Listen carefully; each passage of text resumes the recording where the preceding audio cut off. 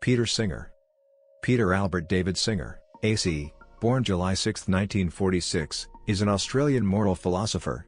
He is the Ira W. DeCamp Professor of Bioethics at Princeton University, and a Laureate Professor at the Centre for Applied Philosophy and Public Ethics at the University of Melbourne. He specialises in applied ethics and approaches ethical issues from a secular, utilitarian perspective.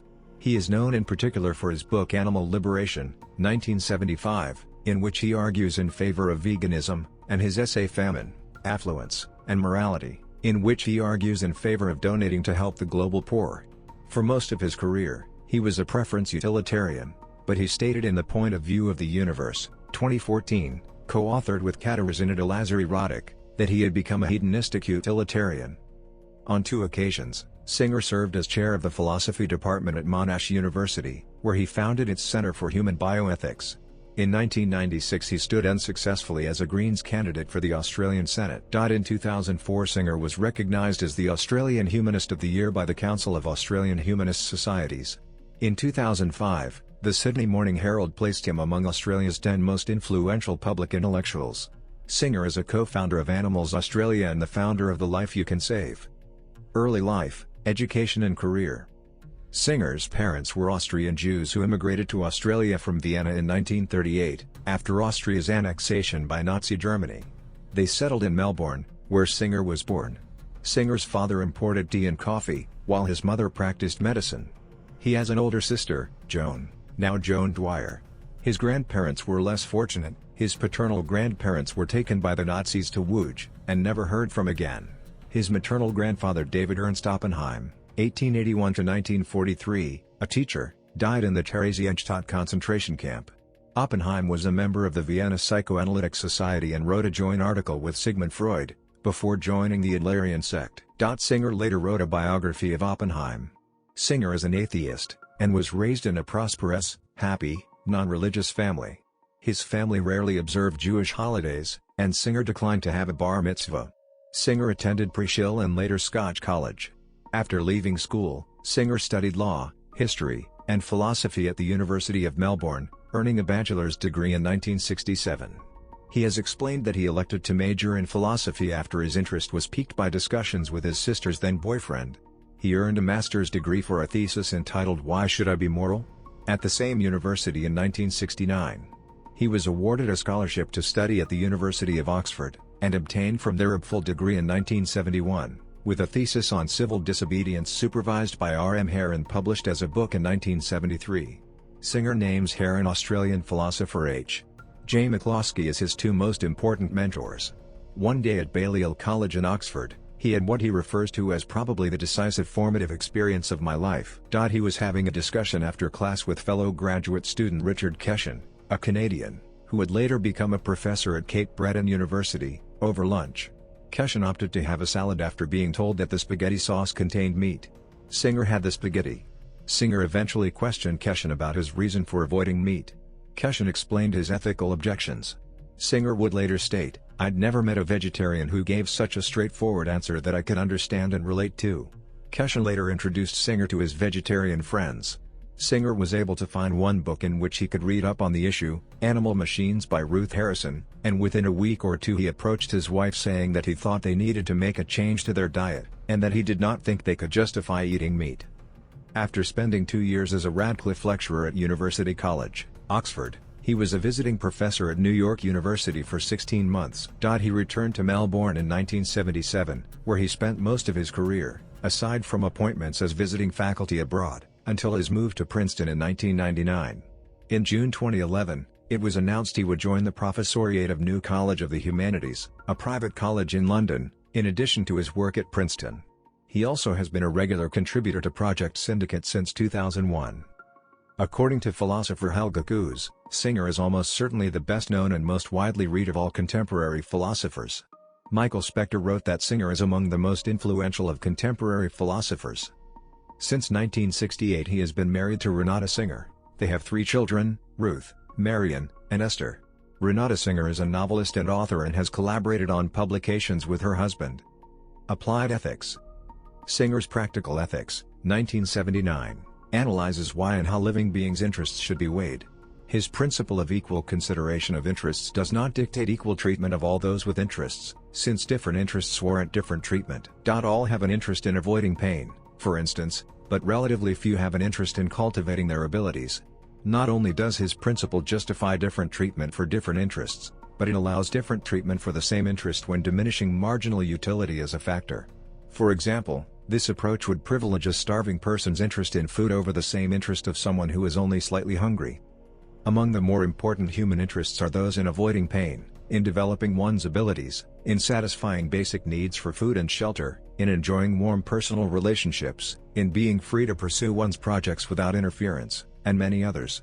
The fundamental interest that entitles a being to equal consideration is the capacity for suffering and/or enjoyment or happiness. Singer holds that a being's interests should always be weighed according to that being's concrete properties. The journey model is tolerant of some frustrated desire and explains why persons who have embarked on their journeys are not replaceable. Only a personal interest in continuing to live brings the journey model into play. This model also explains the priority that Singer attaches to interests over trivial desires and pleasures. Ethical conduct is justified by reasons that go beyond prudence to something bigger than the individual, addressing a larger audience. Singer thinks this going beyond identifies moral reasons as somehow universal, specifically in the injunction to love thy neighbor as thyself, interpreted by him as demanding that one give the same weight to the interests of others as one gives to one's own interests. This universalizing step, which Singer traces from Kant to Hare, 11 is crucial and sets him apart from those moral theorists, from Hobbes to David Gautier, who tie morality to prudence. Universalization leads directly to utilitarianism, Singer argues, on the strength of the thought that one's own interests cannot count for more than the interests of others. Taking these into account, one must weigh them up and adopt the course of action that is most likely to maximize the interests of those affected. Utilitarianism has been arrived at. Singer's universalizing step applies to interests without reference to who has them, whereas a Kantian's applies to the judgments of rational agents, in Kant's Kingdom of Ends, or Rawls's original position, etc. Singer regards Kantian universalization as unjust to animals. As for the Hobbesians, Singer attempts a response in the final chapter of Practical Ethics, arguing that self-interested reasons support adoption of the moral point of view, such as the paradox of hedonism, which counsels that happiness is best found by not looking for it, and the need most people feel to relate to something larger than their own concerns. Effective altruism and world poverty. Singer's ideas have contributed to the rise of effective altruism. He argues that people should not only try to reduce suffering, but reduce it in the most effective manner possible. While Singer has previously written at length about the moral imperative to reduce poverty and eliminate the suffering of non-human animals, particularly in the meat industry, he writes about how the effective altruism movement is doing these things more effectively in his 2015 book, The Most Good You Can Do. He is a board member of Animal Charity Evaluators, a charity evaluator used by many members of the effective altruism community, which recommends the most cost-effective animal advocacy charities and interventions. His own organization, The Life You Can Save, also recommends a selection of charities deemed by charity evaluators such as GiveWell to be the most effective when it comes to helping those in extreme poverty. Likes was founded after Singer released his 2009 eponymous book, in which he argues more generally in favor of giving to charities that help to end global poverty. In particular, he expands upon some of the arguments made in his 1972 essay Famine, Affluence, and Morality, in which he posits that citizens of rich nations are morally obligated to give at least some of their disposable income to charities that help the global poor. He supports this using the drowning child analogy, which states that most people would rescue a drowning child from a pond, even if it meant that their expensive clothes were ruined, so we clearly value a human life more than the value of our material possessions. As a result, we should take a significant portion of the money that we spend on our possessions and instead donate it to charity. Animal Liberation and Veganism. Published in 1975, Animal Liberation has been cited as a formative influence on leaders of the modern animal liberation movement. The central argument of the book is an expansion of the utilitarian concept that the greatest good of the greatest number is the only measure of good or ethical behavior, and Singer believes that there is no reason not to apply this principle to other animals, arguing that the boundary between human and animal is completely arbitrary. There are far more differences between a great ape and an oyster, for example, than between a human and a great ape, and yet the former two are lumped together as animals, whereas we are considered human in a way that supposedly differentiates us from all other animals. He popularized the term speciesism, which had been coined by English writer Richard D. Ryder to describe the practice of privileging humans over other animals, and therefore argues in favor of the equal consideration of interests of all sentient beings. In Animal Liberation, Singer argues in favor of veganism and against animal experimentation. Singer describes himself as a flexible vegan.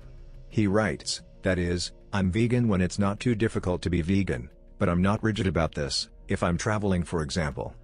In an article for the online publication China Dialogue, Singer called Western-style meat production cruel, unhealthy, and damaging to the ecosystem.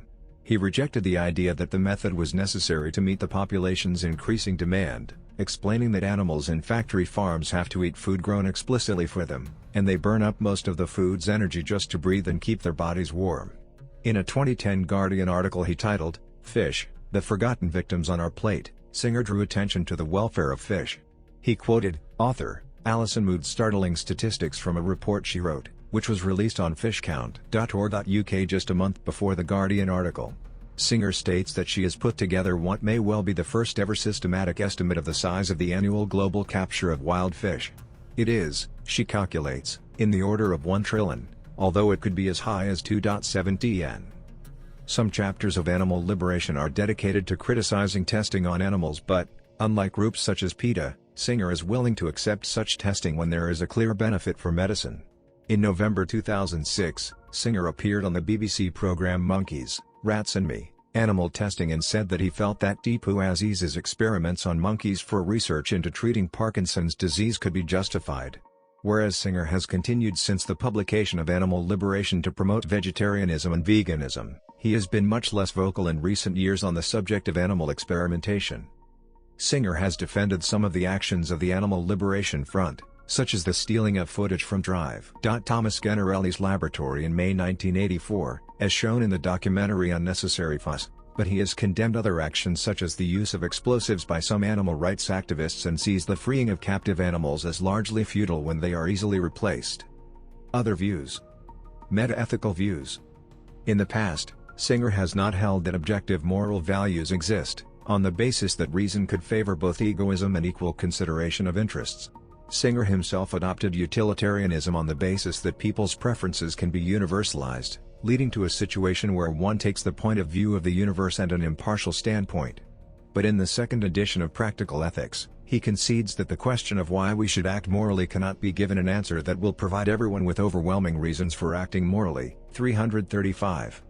However, when co-authoring The Point of View of the Universe, 2014, Singer shifted to the position that objective moral values do exist, and defends the 19th-century utilitarian philosopher Henry Sidgwick's view that objective morality can be derived from fundamental moral axioms that are knowable by reason. Additionally, he endorses Derek Parfit's view that there are object-given reasons for action. 126 Furthermore, Singer and Katarzyna Lazary-Roddick, the co-author of the book, argue that evolutionary debunking arguments can be used to demonstrate that it is more rational to take the impartial standpoint of the point of view of the universe, as opposed to egoism, pursuing one's own self-interest, because the existence of egoism is more likely to be the product of evolution by natural selection, rather than because it is correct, whereas taking an impartial standpoint and equally considering the interests of all sentient beings is in conflict with what we would expect from natural selection, meaning that it is more likely that impartiality in ethics is the correct stance to pursue. 182 to 183. Political views. Whilst a student in Melbourne, Singer campaigned against the Vietnam War as president of the Melbourne University Campaign Against Conscription. He also spoke publicly for the legalisation of abortion in Australia. Singer joined the Australian Labor Party in 1974, but resigned after disillusionment with the centrist leadership of Bob Hawke. In 1992, he became a founding member of the Victorian Greens. He has run for political office twice for the Greens. In 1994 he received 28% of the vote in the Kooyong by-election, and in 1996 he received 3% of the vote when running for the Senate, elected by proportional representation. Before the 1996 election, he co-authored a book The Greens with Bob Brown.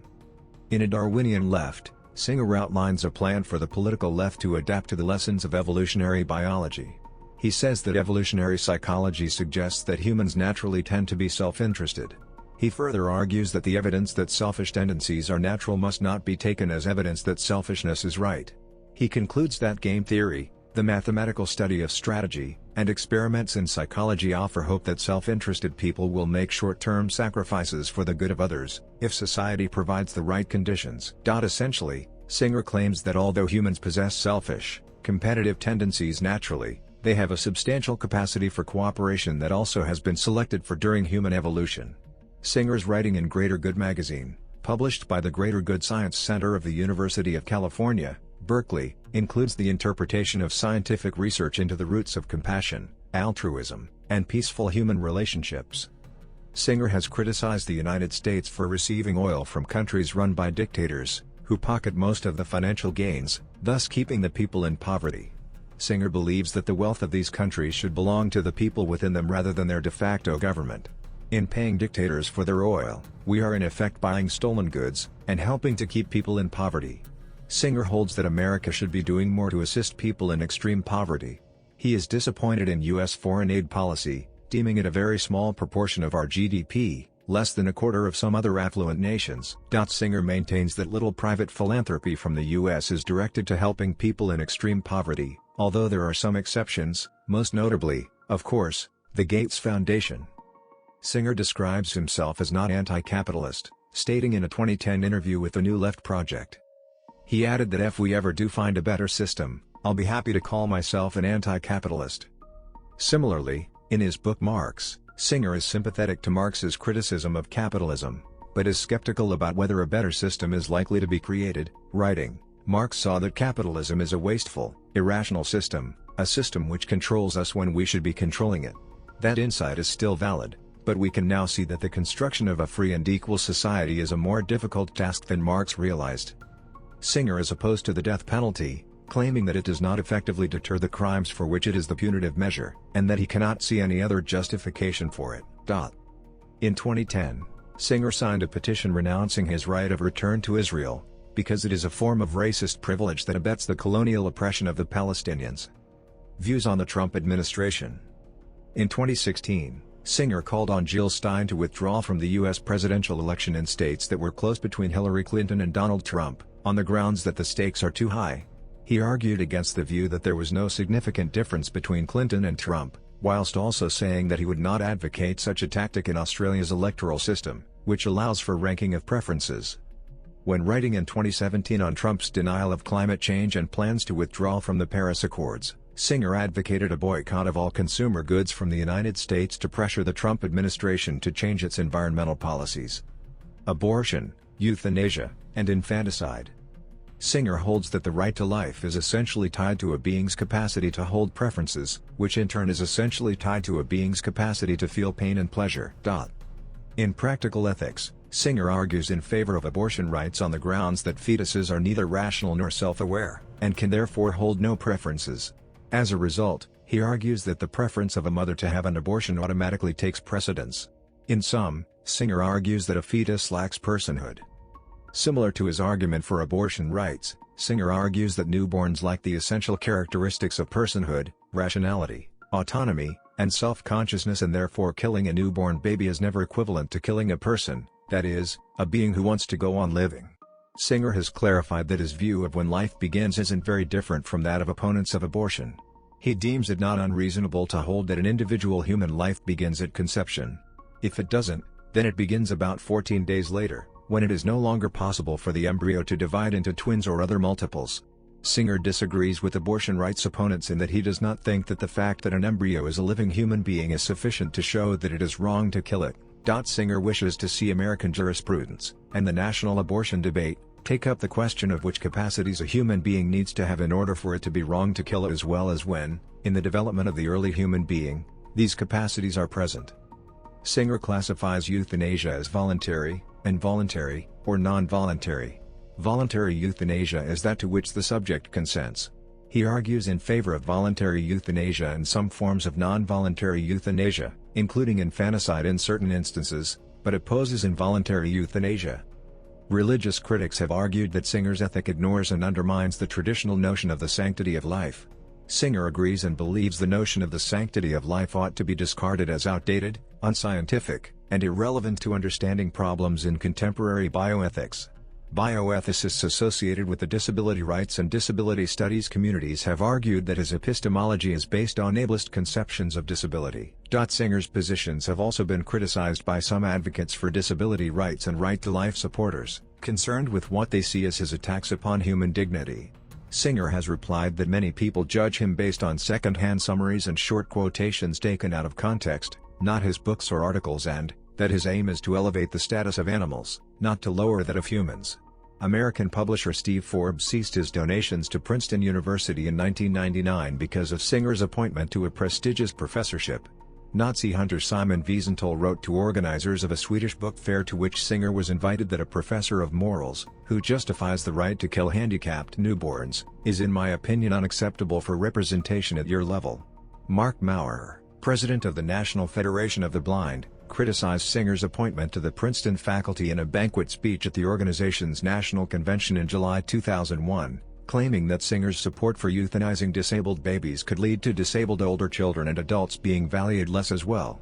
Conservative psychiatrist Theodore Dalrymple wrote in 2010 that Singerian moral universalism is preposterous, psychologically, theoretically, and practically. In 2002, disability rights activist Harriet McBride Johnson debated Singer, challenging his belief that it is morally permissible to euthanize newborn children with severe disabilities. Unspeakable Conversations, Johnson's account of her encounters with Singer and the pro-euthanasia movement, was published in the New York Times Magazine in 2003. Singer has experienced the complexities of some of these questions in his own life. His mother had Alzheimer's disease. He said, "I think this has made me see how the issues of someone with these kinds of problems are really very difficult." In an interview with Ronald Bailey, published in December 2000, he explained that his sister shares the responsibility of making decisions about his mother. He did say that, if he were solely responsible, his mother might not continue to live. Surrogacy. In 1985, Singer wrote a book with the physician Deanne Wells arguing that surrogate motherhood should be allowed and regulated by the state by establishing non-profit state surrogacy boards, which would ensure fairness between surrogate mothers and surrogacy-seeking parents. Singer and Wells endorsed both the payment of medical expenses endured by surrogate mothers and an extra fair fee to compensate the surrogate mother. Religion. Singer was a speaker at the 2012 Global Atheist Convention. He has debated with Christians such as John Lennox and Dinesh D'Souza. Singer has pointed to the problem of evil as an objection against the Christian conception of God. He stated, "The evidence of our own eyes makes it more plausible to believe that the world was not created by any God at all. If, however, we insist on believing in divine creation, we are forced to admit that the God who made the world cannot be all-powerful and all-good. He must be either evil or a bungler."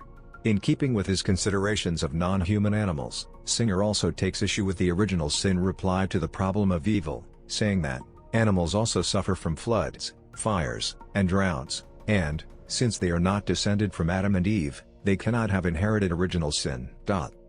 Protests. In 1989 and 1990, Singer's work was the subject of a number of protests in Germany. A course in ethics led by Dr. Hartmut Klimt at the University of Duisburg, where the main text used was Singer's Practical Ethics, was, according to Singer, subjected to organized and repeated disruption by protesters objecting to the use of the book on the grounds that in one of its 10 chapters it advocates active euthanasia for severely disabled newborn infants. The protests led to the course being shut down. When Singer tried to speak during a lecture at Saarbrücken, he was interrupted by a group of protesters including advocates for disability rights. One of the protesters expressed that entering serious discussions would be a tactical error. The same year, Singer was invited to speak in Marburg at a European symposium on bioengineering, ethics and mental disability. The invitation was fiercely attacked by leading intellectuals and organizations in the German media, with an article in Der Spiegel comparing Singer's positions to Nazism. Eventually, the symposium was cancelled and Singer's invitation withdrawn. A lecture at the Zoological Institute of the University of Zurich was interrupted by two groups of protesters. The first group was a group of disabled people who staged a brief protest at the beginning of the lecture. They objected to inviting an advocate of euthanasia to speak. At the end of this protest, when Singer tried to address their concerns, a second group of protesters rose and began chanting "Singer raus! Singer raus! Singer out!" When Singer attempted to respond, a protester jumped on stage and grabbed his glasses, and the host ended the lecture. Singer explains, "My views are not threatening to anyone, even minimally," and says that some groups play on the anxieties of those who hear only keywords that are understandably worrying, given the constant fears of ever repeating the Holocaust, if taken with any less than the full context of his belief system. pp 346-359. In 1991, Singer was due to speak along with R. M. Herren Georg Megel at the 15th International Wittgenstein Symposium in Kirchberg am Wechsel, Austria. Singer has stated that threats were made to Adolf Hübner, then the president of the Austrian Ludwig Wittgenstein Society, that the conference would be disrupted if Singer and Megel were given a platform. Hübner proposed to the board of the society that Singer's invitation, as well as the invitations of a number of other speakers, be withdrawn. The society decided to cancel the symposium. In an article originally published in the New York Review of Books, Singer argued that the protests dramatically increased the amount of coverage he received. Instead of a few hundred people hearing views at lectures in Marburg and Dortmund, several millions read about them or listen to them on television. Despite this, Singer argues that it has led to a difficult intellectual climate, with professors in Germany unable to teach courses on applied ethics and campaigns demanding the resignation of professors who invited Singer to speak. Criticism. Singer was criticized by Nathan J. Robinson, founder of Current Affairs, for comments in an op-ed defending Anna Stubblefield, a carer and professor who was convicted of aggravated sexual assault against a man with severe physical and intellectual disabilities. The op-ed questioned whether the victim was capable of giving or withholding consent, and stated that it seems reasonable to assume that the experience was pleasurable to him, for even if he is cognitively impaired, he was capable of struggling to resist. Robinson called the statements outrageous and morally repulsive, and said that they implied that it might be okay to rape or sexually assault disabled people. Roger Scruton is critical of the consequentialist, utilitarian approach of Peter Singer. Scruton wrote that Singer's works, including Animal Liberation, 1975, contain little or no philosophical argument. They derive their radical moral conclusions from a vacuous utilitarianism that counts the pain and pleasure of all living things as equally significant and that ignores just about everything that has been said in our philosophical tradition about the real distinction between persons and animals. Recognition. Singer was inducted into the United States Animal Rights Hall of Fame in 2000. In June 2012, Singer was appointed a Companion of the Order of Australia, AC, for eminent service to philosophy and bioethics as a leader of public debate and communicator of ideas in the areas of global poverty, animal welfare and the human condition. Singer received Philosophy Now's 2016 award for contributions in the fight against stupidity for his efforts to disturb the comfortable complacency with which many of us habitually ignore the desperate needs of others, particularly for this work as it relates to the effective altruism movement. In 2018, Singer was noted in the book, Rescuing Ladybugs by author and animal advocate Jennifer Skiff as a hero among heroes in the world, who, in arguing against speciesism, gave the modern world permission to believe what we innately know, that animals are sentient and that we have a moral obligation not to exploit or mistreat them. 132 The book states that Singer's moral philosophy on animal equality was sparked when he asked a fellow student at Oxford University a simple question about his eating habits. 133 Publications. Singly authored books, co-authored books, edited and co-edited volumes and anthologies. Anthologies of Singer's work, commentary volumes on Singer's work, anthologies of Singer's work, commentary volumes on Singer's work, anthologies of Singer's work, commentary volumes on Singer's work, anthologies of Singer's work, commentary volumes on